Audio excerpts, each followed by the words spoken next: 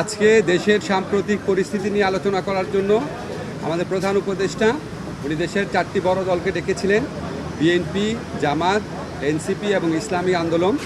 আর বৈঠকের সময় আমরা কয়েকজন উপদেষ্টা ছিলাম, আমাদের প্রধান উপদেষ্টার প্রেস সচিব ছিলেন। তো আমরা আজকের আলোচনা অত্যন্ত সৌহার্দ্যপূর্ণ পরিবেশে হয়েছে বলে লক্ষ্য করেছি।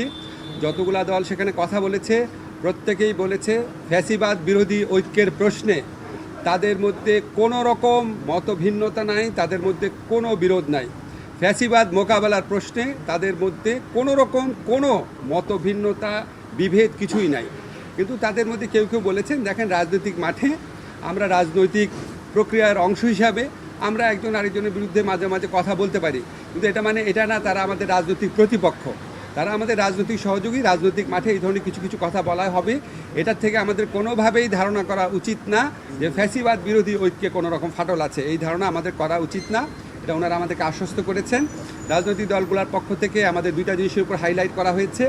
একটা হচ্ছে আমরা আইন শৃঙ্খলা পরিস্থিতি রক্ষার ক্ষেত্রে আমরা যেন আরও শক্ত অবস্থান নেই, এটা ওনারা বলেছেন যে এক্ষেত্রে আমাদের কিছুটা ঘাটতি আছে, এটা বলেছেন।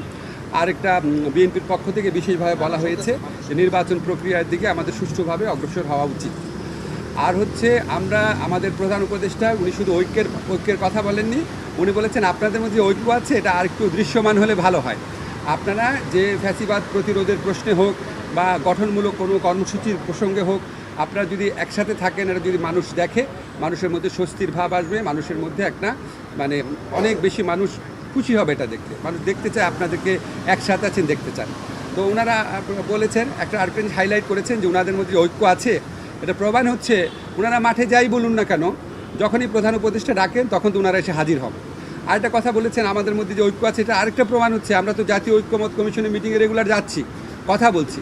ওনারা মূলত আমাদেরকে যে এই মেসেজটা দিয়েছেন 4টা বড় দল, যে রাজনৈতিক দলগুলোর ঐক্য নিয়ে, বিশেষ করে ফ্যাসিবাদ বিরোধী প্রশ্নে ঐক্যবদ্ধ, ওনাদের মধ্যে একতা এবং ঐক্য নিয়ে আমাদের মধ্যে কোনো রকম হতাশা, কোনো রকম প্রশ্ন, কোনো রকমের টেনশন থাকার প্রয়োজন নাই।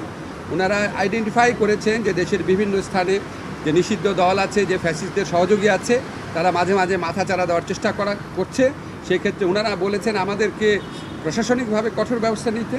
আমরা ওনাদের বলেছি আপনারা মাঠে দৃশ্যমান ঐক্যটা আরও বেশি দৃশ্যমান করবেন। এই প্রসঙ্গ এই সমস্ত কথাবার্তা বলে ভবিষ্যতে যে কোনো প্রশ্নে প্রধান উপদেষ্টা ডাকলেই সবাই আলোচনায় অংশ নেবেন, একসাথে মতামত প্রকাশ করবেন, একসাথে সিদ্ধান্ত নেবেন। এই ধরনের একটা খুব ভালো একটা ঐক্যের আবহের মধ্যে দিয়ে আমাদের মিটিংটা শেষ হয়েছে।